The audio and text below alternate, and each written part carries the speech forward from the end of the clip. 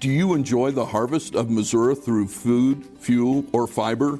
Interested in strengthening your community or making a difference in the lives of others? You're in the right place. This is Stand for Ag with Missouri Farmers Care. Join us for thoughtful conversations around the intersections of farmer, rancher, and consumer interests. Grab a seat, press play, and join the conversation. Welcome back to Stand for Ag. I am Emma Alexander, your Missouri Farmers Care Outreach Specialist. I'm joined today by veteran agriculture teacher Amanda Reed from the Concordia School District. Amanda has been deploying the Drive to Feed Kids and Ag Education on the Move Farmers Care programs with her FFA students, and she's going to share her experiences about those programs with us today. Hi, Amanda. Thanks for being here. Hi. Glad to be here. Before we get going, let's learn a little bit about Amanda and her background. Hello. I have taught agriculture education at Concordia, our two school districts, for 21 years. And I am not only an ag teacher, but I am a mother to 3 kiddos. And I have a husband, and we moved to Concordia and settled down in this district and really have a passion for not only production agriculture, but educating others about agriculture. It's great that you've got agricultural roots. Since you have been at Concordia so long, can you share with us your program there? What are your elements that you do with the agriculture students there? Sure. Through our FFA program, we deploy the weekly back snacks to both the high school and the elementary. And we have found that those weekly back snacks, although we pack them for the students to use for the weekend, those back snacks are used for the whole family over the weekend. So once we figured that was going on, we started doing the meal packing program, and we utilize the Drive to Feed Kids to also help with that. And we package about 30,000, a little over 30,000 meals each year. We've done that for the past 5 years. And those meals, there's 6 meals in each bag. So they can really be a meal for that family over the weekend. So we try to not only keep the students in mind, but also the family. One thing that we do beyond that is for the holidays. So something that's gone out this week was our holiday bundles. And we package a holiday meal, including a fully cooked meat, to go home with every family that is in need of that through the back snack program.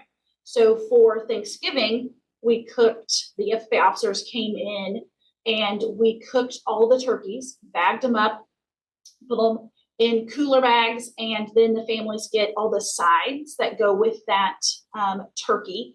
And the reason we fully cooked them, we did not want a family that might not have funds for a working stove or an oven. We didn't want that to be a hindrance on these students being able to have some meals over Thanksgiving break. So we fully cook the turkeys. All they have to do is heat them up. They get all the sides. No sides take a stove. It could be a microwave, but all of the sides are provided. We provide recipe cards for utilizing leftovers.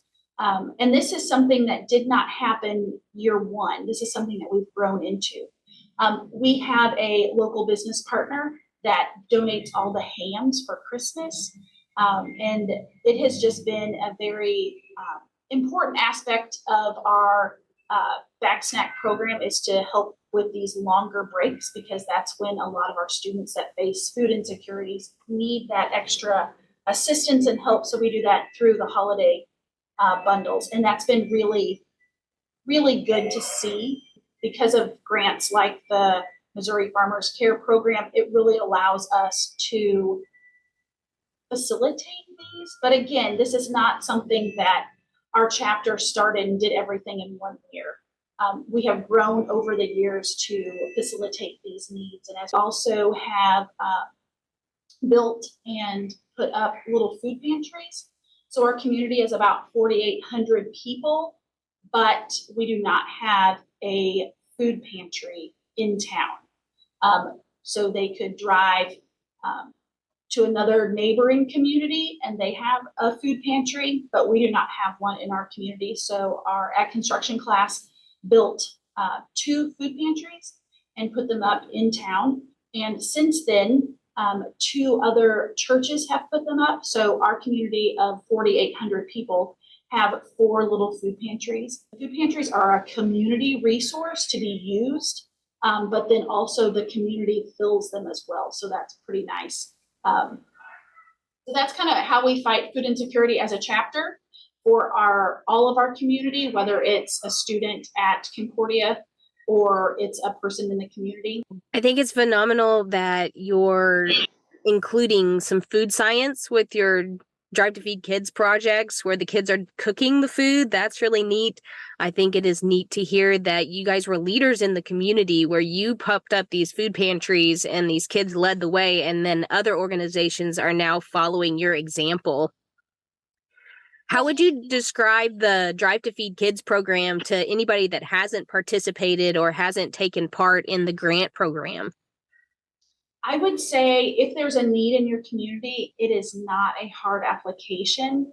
It's definitely worth the little bit of time to be able to come up with funds to provide, to facilitate this, because I'll be honest, there is a lot that people can do if they open their eyes to what needs are available, but it does take funding. Like, what's the next kind of new or different thing that you'd like to add to your food insecurity fight there in your Concordia community? Well, that is something that we definitely sit down with an officer team and as a chapter, and we do analyze that. We do a poverty meal about every other year with just our FFA chapter. We would like to take this to all the other career technical organizations within our school. So adding in FBLA, adding in FCCLA, and then eventually growing this to where we might do it school-wide. Okay, so we have 3 different setups, and when the students we do it in our cafeteria. So we have, our cafeteria has a line of windows, so you can see in the cafeteria, so we have that, we have a curtain over that, and then students are told, you are going to the yellow table, you're going to the whatever, we have 3 colors. And one table is set up like a fancy meal. And then another table is set up just like a regular meal, no fanciness there, okay? And then the third one is set up on the ground. So at that point, a lot of times you start having the realization with students that, okay, this is definitely different. They thought they were coming to a Thanksgiving feast, and here where this group is only getting beans and rice. This other group has got a buffet of whatever they want, and this other group has a nice meal, but it's on a plate, and this is all you're getting. And that's a realization that a lot of students need to know is some families have a plethora of food. Some families have this is what we have, and then other families are trying really hard to make sure that they are providing for everyone. So then after we've went through that, then we open up a different food line, and we say everybody can eat, and let's not only learn from this experience, but everybody is welcome to eat. Let's talk some more about Ag Ed on the Move. How did you get connected with the Ag Education on the Move program, and what caused you to want to partner with Missouri Farmers Care and get that into your school district? I was at our summer agriculture education teachers conference, and they did a little breakout workout session. And before it, I said, oh, this sounds interesting. And a teacher from Blue Springs had said, yes, I've done this. It's really good. I said, oh, I have to go check it out. So at that point, I was able to learn more about the program. And I'm going to be honest, it was not hard, but the day at Mizzou, and I believe they do it at Springfield as well, where they train these students that are going into these elementary classes, that's what really, really sold it to me. Yes, before that training, I went through and did training with my students, but this really just took it up several notches and so good. And my students take a lot more ownership of it, when I took myself out of it. And I think that is an important aspect because this is their project and they really, really enjoy it. And I will say that everything is provided. Like this is not, I have to provide heavy whipping cream and a dozen eggs. Like how easy is that? And these students are gaining life skills with working with these students and prepping and the communication that they are providing between themselves and the third grade teachers. Like it is just definitely a win-win all over the place. Do you have any memorable moments that your students have experienced while teaching the Ag Ed on the Move program in the classrooms?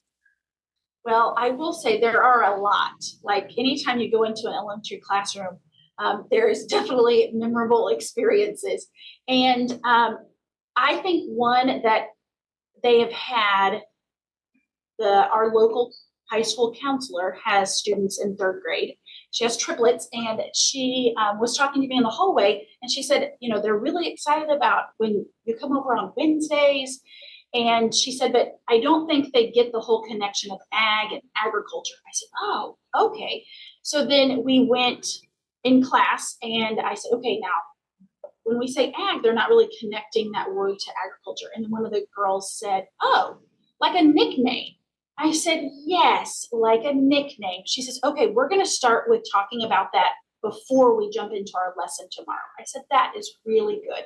So I think it's not only the experiences that they're getting when they're in the classroom, it's also those experiences outside of the classroom that they're connecting to. And we are such a small community that I was at a ball game and one of the elementary kids came over to one of the high school kids and said, hey, you came into our classroom. And so those connections are being made outside of the school building, outside of their classroom.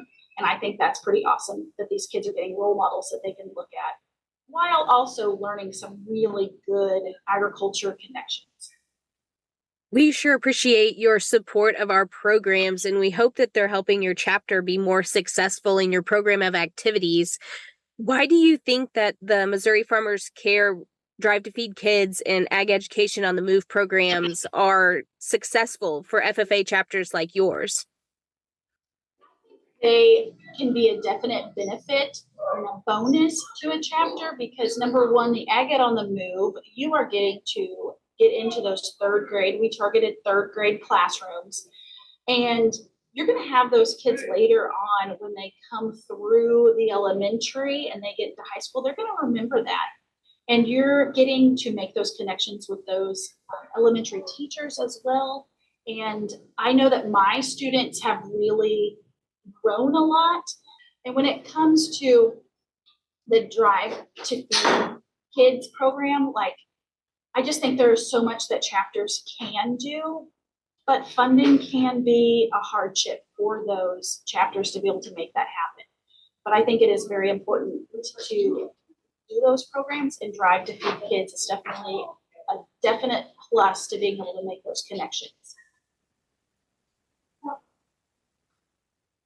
It's definitely true that our Drive to Feed Kids and Ag Education on the Move programs are being made more successful, reaching more people, doing more good, thanks to the partnerships that we have with hundreds of FFA members across our state. So thanks so much for all that you're doing.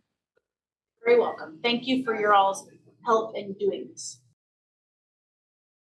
Missouri Farmers Care is excited to partner with more Missouri FFA chapters in 2024.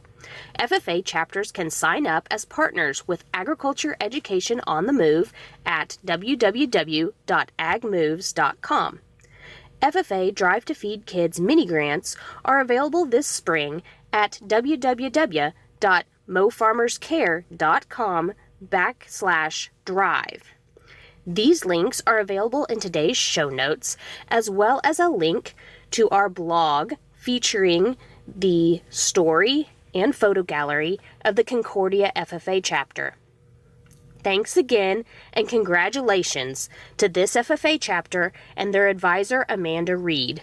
Missouri Agriculture is proud that you are learning to do and living to serve. Join us another time for another episode of Stand for Ag and more stories about our Missouri agriculture.